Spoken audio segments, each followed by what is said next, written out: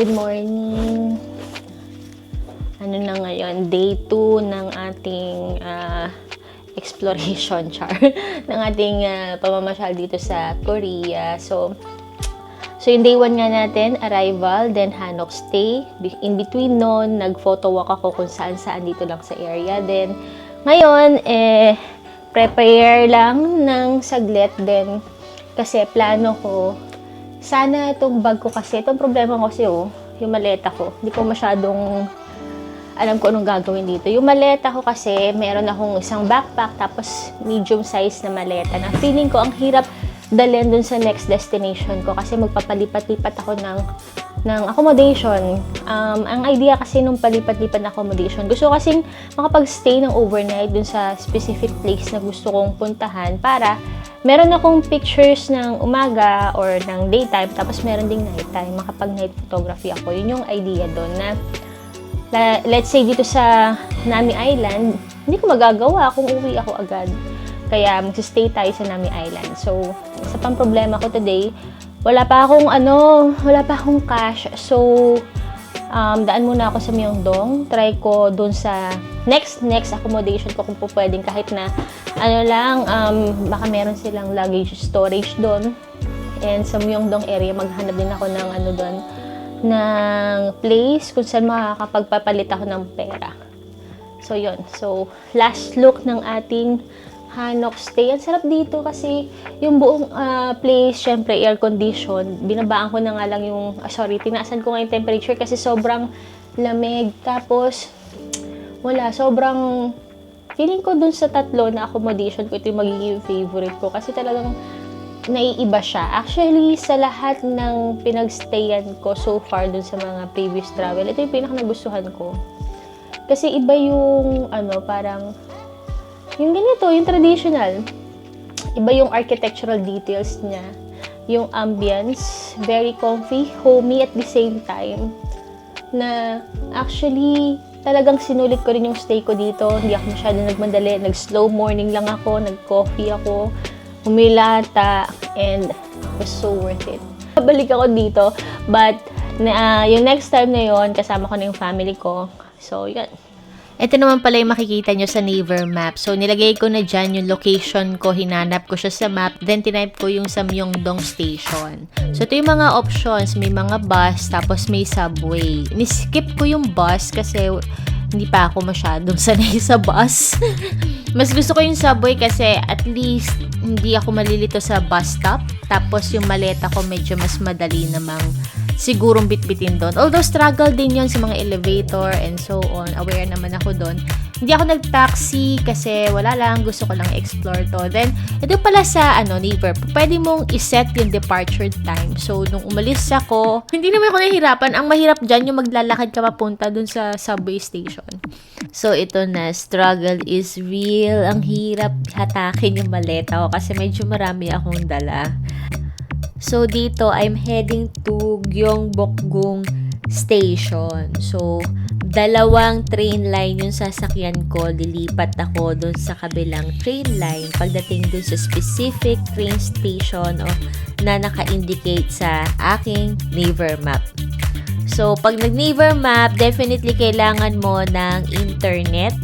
Maraming options. Pwede kang bumili ng SIM card, pwede kang mag-rent ng pocket wifi, at pwede rin ng eSIM. Magmula nung na-discover ko yung eSIM, hindi na ako nag-avail ng iba pang options. Kasi convenient kasi kapag sa airport, diba, ang kailangan mo na lang i-double check if yung eSIM is compatible sa phone mo. May stairs dyan, pero pinigilan ako ni ate. Sabi niya may elevator. Yan, dito tayo ngayon sa elevator. Ayan, lifesaver.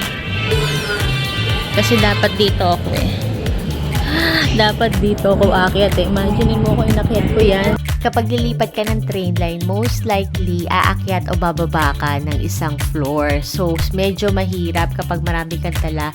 Pero, madali lang pala basta maging aware ka lang kung nasaan yung elevator. So, pansin nyo naman kanina na may mga guard yung entrance.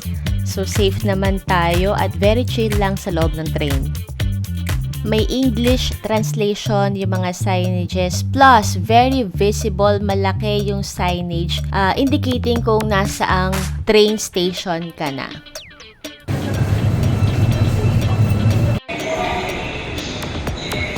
May araw naman, ayan nga. Tapos yung pala, yan nasa dulo nun oh. Buti na lang may mga arrows kasi hindi mo naman agad-agad mapapansin talaga na elevator pala to. Pero yan na siya.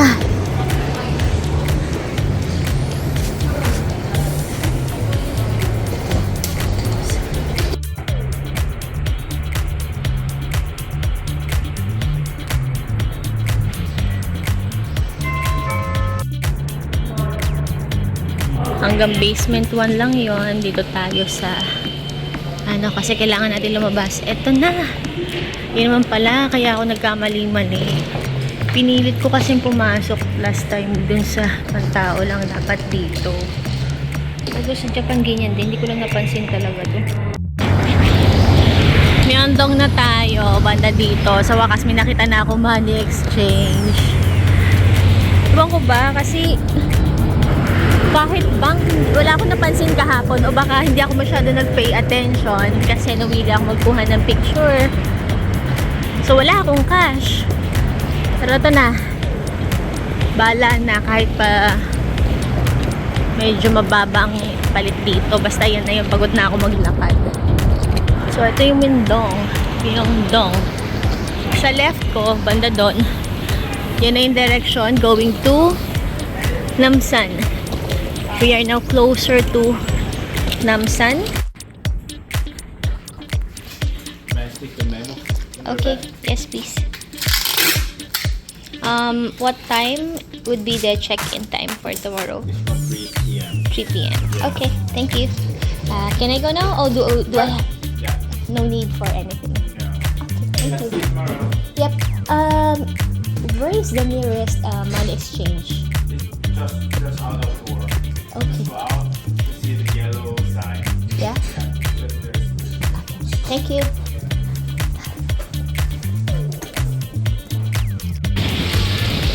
Sarado kanina yung money exchange na nidaanan ko. Dito pala sa tapat ng 57 Myeongdong Hostel. Meron. Hindi na natin problema ang pera, hopefully. May pera na tayo pero 20,000 pesos lang pinapalitan ko. Nagtira pa rin ako ng kaunti. Kasi may credit card naman ako. So yung cash, gagamitin ko lang yung cash para sa mga bagay na hindi ko talaga pwedeng bayaran through credit card. Ito ay part ng Myeongdong. River map lang tayo. Tapos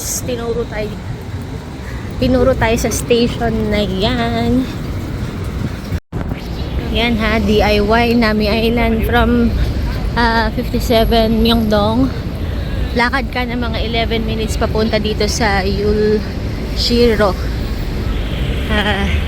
train station. Line 2 daw to. Sakay tayo dito. So, ito na yung train ride ko from Myeongdong going to Gapyeong. Yung Gapyeong kasi yung nearest station sa Nami Island at nasa province area na siya. Wala na siya sa Seoul. So, it will take me almost 2 hours para makarating doon at magpapalipat-lipat ako ng mga train. So, ito medyo mas may challenge kasi obviously, first time ko sa Korea, never ko pa napuntahan ng ni isa dito. Meron silang iba't ibang train. May KTX, may ITX, tapos iba pa yung Seoul Metro Subway. So, hindi ko sure kung uubra ba yung team money ko doon sa mga trains na sinuggest sa akin ng Naver Map para makarating ako ng Nami. Seongsu. And ito na.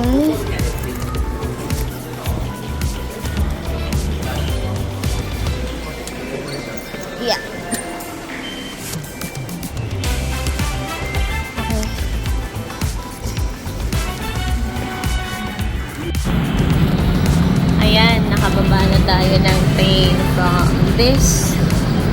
Tapos get off dito sa ano na to, train station. Lilipat tayo. Doon tayo sa Gyeongui Yungang line. Kasi dadali niya tayo doon sa may ITX train.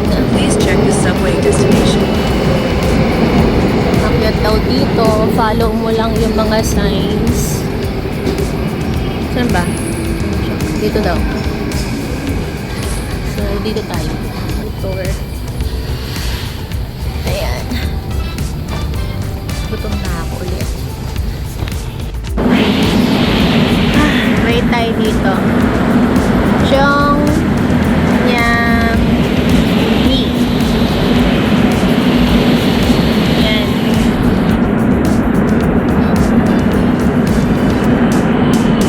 Alam ko dadalhin lang tayo dito dun sa station na heading dun sa ITX, yung faster train.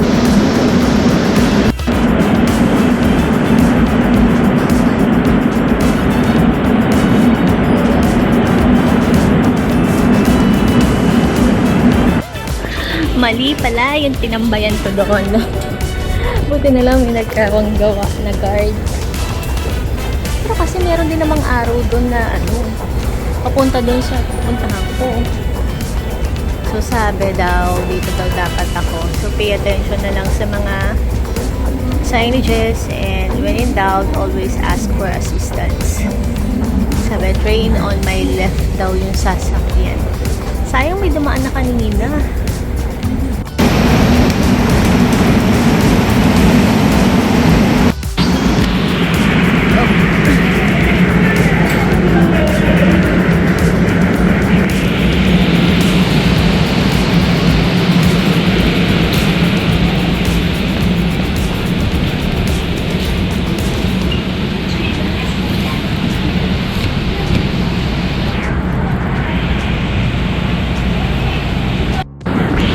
Diyan ako galing, bumaba ako dito, tapos mukhang lilipat ako dun.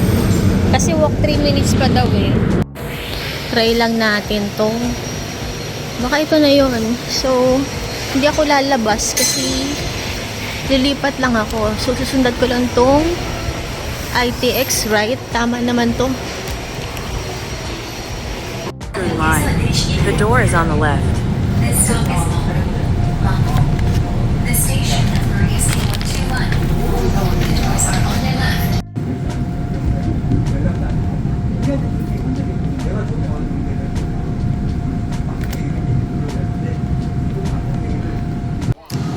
So, nakatulog ako nito. Tapos, paggising ko, nandito na ako sa Gapyeong Station. Few observations lang. Very on time yung mga trains nila. Tapos, may mga announcements naman. So, magiging aware ka kung nandoon ka na sa train station mo. Then, may mga signages din na very visible pag bumubukas yung mga doors ng train. So, yun. Hindi ako naligaw. I mean, hindi ako nahirapan hanapin to. Medyo na-confused lang ako sa palipat-lipat ng trains, pero nakarating naman ako sa aking paroroonan, in fairness. So, paano ang bayad dito? Yun pa rin naman sigurong no? Hindi ko lang sure kung ito pa rin. Pero kasi kanina, nung pumunta naman ako dun sa last station kanina, wala naman ako ibang ginamit kundi yung team money pa rin. Let's see. Ito pa rin. Papasok ba? Card here. 42. Okay na?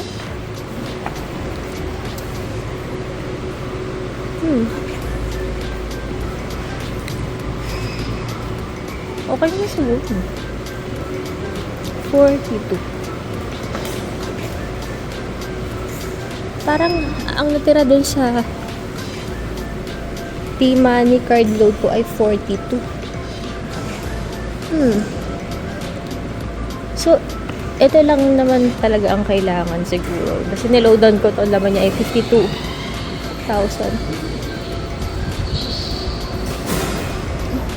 Okay naman kasi hindi naman na siya tumulog ng whatever. Yeah, sa iba ng lugar na tayo ng Korea.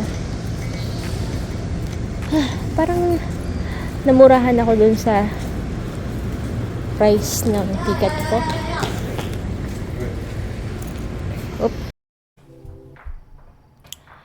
So, essentially, sinundan ko lang yung instructions ni Naver Map. Actually, marami siyang options na sinasuggest. Depende sa anong oras yung alis mo. So, pwede ka rin naman mag-taxi. Pwede ka rin mag-book na lang ng Klook. Actually, mas convenient yung sa Klook kasi may meet up point lang. Tapos, rekta na siya sa Nami Island. Hindi ka na magpapalipat-lipat pa ng sasakyan. Pero ako talaga, nag-adventure talaga ako dito. Talagang ginusto ko to. Kasi nga, gusto kong matutunan yung kanilang public transportation. Gusto kong maintindihan and ma-experience yung kanilang railway system. So, kanina naman pinakita sa video, after doon sa may Gapyong Station, tawid ka lang, andun na yung mga bus. So, ma-figure out mo naman kung yun na yung bus going to Nami kasi sabihin mo lang na Nami, alam na ng ng bus driver at saka may makakasabay at makakasabay kang mga turista din. May option ka rin na mag-taxi kaya lang mas mahal, parang 4,900 won yung one way. Whereas, yung bus ay 100 won lang. Ang sistema ng pagbabayad dito sa bus, ang pinaka-convenient pa rin ay ang paggamit ng iyong T-Money card. Yung T-Money card, ito, iba't ibang designs to. Reloadable card siya na pwede mong ipambayad sa mga public transportations, pwede rin sa ilang mga participating stores and restaurants. Yun yung bus. 100 yung fare sa bus. Now, kain muna tayo kasi ako'y gutom na. Masarap kumain dito. Dito sa Gapyong, may mga water activities din dito. Like, yan. Yan, water activities nila. Hindi ko lang mabasa. Hindi ko maintindihan kung nakalagay dyan. Pero yan, ang kanilang ino-offer din. Andito lang yung sa zipline. Yan, alam po yun yung zipline eh. So, that's it. We reached our destination. Chinek ko kung magkano yung nagastos ko para lang dun sa mga train tickets from Myeongdong. 2,400 Korean won yung nakalagay doon sa Naver Map. Tapos, plus 100 dito sa may bus. So, lumalabas 2,500 Korean won. So, nung chinek ko sa internet, lumalabas naman na. But parang hindi ako naniniwala doon. 105 pesos, 49 centavos. Di ba parang mali? Ang layo na narating ko, tapos 100 pesos lang yung pamasahe. Let me know kung mali ha. Pero so far, yun na yung nakalagay dito. Hanggang dito na lang muna ang kwento na ito. Ang next vlog ay about overnight sa Nami Island. See you on my next bisikleta, camera, etc. video. Bye-bye!